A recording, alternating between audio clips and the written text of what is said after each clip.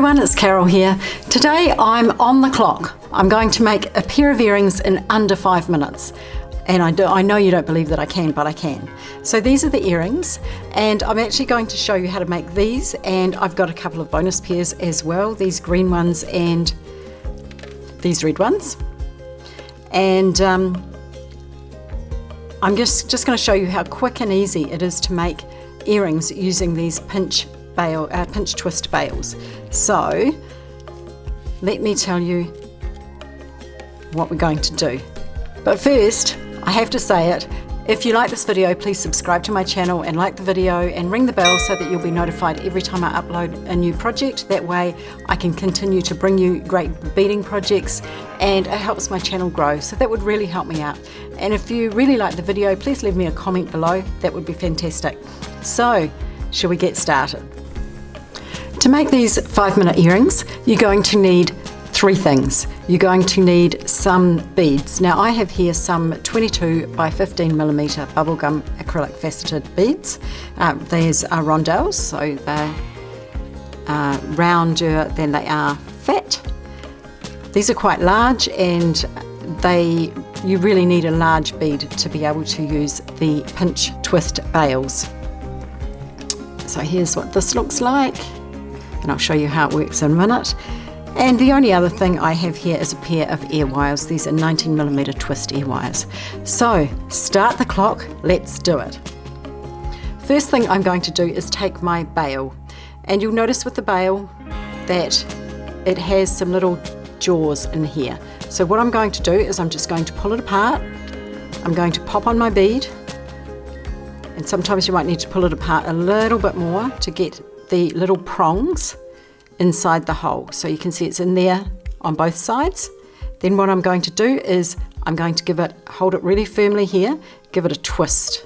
And what that does is it actually tightens up that so that it's not going to fall. So you can see there I can spin it and it's not going to fall off.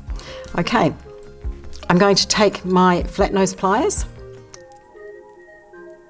chain nose pliers, and I'm going to open the ear wire, and I'm going to do that by taking the side of the ear wire loop that opens, so this side opens, this side doesn't, and I'm going to hold it in the jaws of the pliers and twist up, so thereby opening it. I'm going to pop on the loop of the pinch bail, then I'm going to close the loop exactly the same way, or in reverse. So I'm going to hold it between the jaws of my pliers, and I'm going to twist down. One earring done. Let's do the other one. Alright, so we take the bail, we pop it in the holes. It's the trickiest part. There we go. Pinch it, give it a bit of a twist. And you can just do that with your fingers, it's fine. Then we take the ear wire and open it. Put the earring component on and close it. And there you go. A pair of earrings in less than 3 minutes. Isn't that amazing? So I wanted to talk to you. The reason I wanted to do this today was because I wanted to talk to you about these pinch bails. They're very cool. Obviously you could put that on a pendant if you wanted it to be a focal bead of a necklace. It doesn't have to be an earring. But I thought I'd show you a couple of other options as to how you can use these. So I've made here another earring, and this one I've used a faceted teardrop with the pinch bail, and I've added a little cube bead here with a wrapped loop and a couple of tiny links of chain, and I've used a jump ring just to attach that. So I'm going to now make that and show you how I did it. So the first thing I need is, so let's have a look at what we need to make this.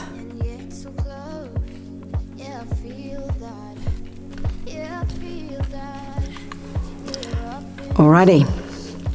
So I have a faceted teardrop. Now remember that if you were making a pair, you would need 2 of everything. So 1 faceted teardrop, 1 cube bead. I've got a tiny wee bit of chain here. I have a jump ring. This is a 6mm jump ring. I've got a head pin, an ear wire and my pinch bail. So the first thing I'm going to do is pop my teardrop into my pinch bail. So I'm just going to open it a little bit, pop it in the holes, and give it a twist, just like that. So you could actually leave it like that if you wanted, but we're going to embellish it a little bit more. So we're going to do this little portion here inside first, using the cube. So what I'm going to do is take my head pin and pop the bead on, the cube bead. I'm going to take my pliers, just going to move that so the camera doesn't decide to focus on that. And I'm just going to bend the wire to make a wrapped loop, so bending it to a 90-degree angle, just like that. All right, tucking my pliers, my round nose pliers, all the way inside there, right into that corner, as close as I can get. And I'm not moving, my wire isn't very far from the end of the pliers because I want this to be a small loop. Just going to take the wire and bend it around the pliers until it can't go any further, remove the pliers, put it back on the lower jaw and bring it around till it's nice and tight. Okay. Now you can see that I've overlapped it, so I'm actually going to take it a little bit back, and sometimes you actually need to just adjust it to get it right. So that's what it looks like now. So now I'm going to take my little bit of chain. Now if we have a look at this original one, I actually only used 2 links of chain. But I'm going to put on more and then cut it off because it's easier to work with more than working with 2 links of chain. So I've just threaded my chain onto my loop, and I'm going to hold my loop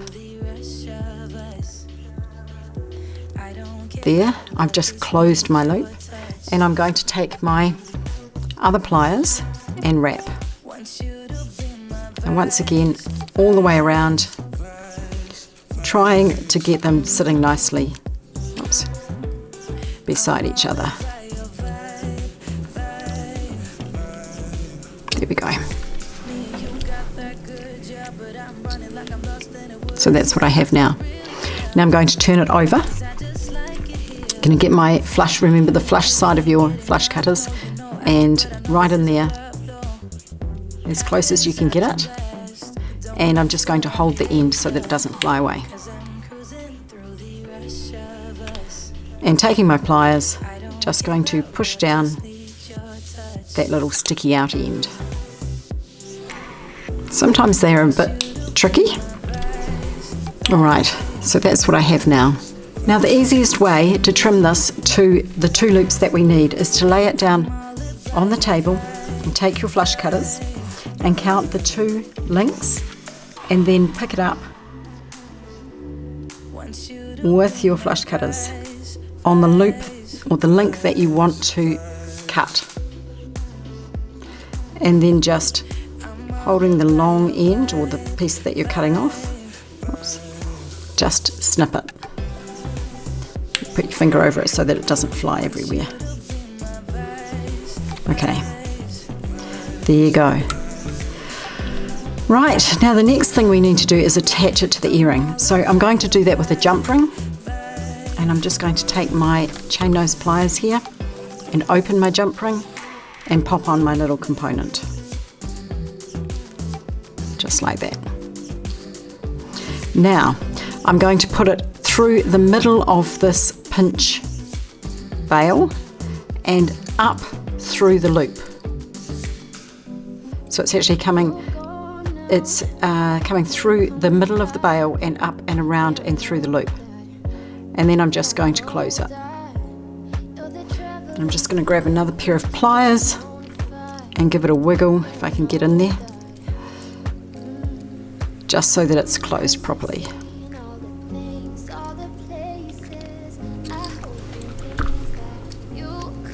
There we go. So now that's what I have. Right, the only thing left to do is put on the ear wire, and we do that exactly the same way we did before, just opening the back side of the ear wire with a twist. And this time we have to make sure that we don't get that jump ring involved, so just hooking it over the loop of the bail and not the jump ring, and closing it up. Alrighty, there's another pair of earrings, and I've got one more for you. This one, haven't quite finished this one. So this one is made with a little bit of chain and a 12mm acrylic bead and a little bicone. So I think you probably can see how this is made already, but let's give it a whirl. So to make this one, you're going to need your twist pinch bail and your bead, 12mm acrylic bead. This is a 6mm glass bicone, a tiny piece of chain. This is about 2 centimeters long, and of course your ear wires. And I haven't yet attached my ear wire to this one. So this time we do it just a fraction differently. What we do is we open our bail, and before we put on our bead, we're going to attach the chain. Now this is a little bit tricky. What you need to do is attach it and hold it down, and then attach the other side, making sure that the first side doesn't fall off. As I said, it can be a little bit tricky getting that little link on there. Right, now I'm going to pop my bead on, same way I did before. Close it up, just giving it a twist, just a bit more of a twist. And now this is attached with just a wire wrapped loop using a head pin. So I've got my head pin here. It's a bit bent, so I'll just give it a bit of a straighten. It's okay. And I'm just going to pop on my bicone. Now I'm going to take my pliers and just bend the wire of the head pin at the top, just like we did before. Now I'm going to take my round nose pliers and make my loop. Once again, I'm making quite a small loop, so not going in too far from the end of the pliers, and just bending that wire right around until I can't go any further. Removing it, popping it on the lower jaw and bringing it all the way around so that it looks like that. Now I've got to remember to put my chain on, and the easiest way is just to hang it, and that will allow you to decide which is the lower loop. Now you could have of course done this before you put it on as well. Put the chain on, you could have attached this beforehand. Okay, so I'm just slipping that chain on through the loop before I close it up. I think it's about right. Okay, taking my chain nose pliers, and I'm just going to pull that back a little bit, and my other pair of chain nose pliers, I'm going to do exactly the same thing I did before, just wrapping it around a few times or a couple of times.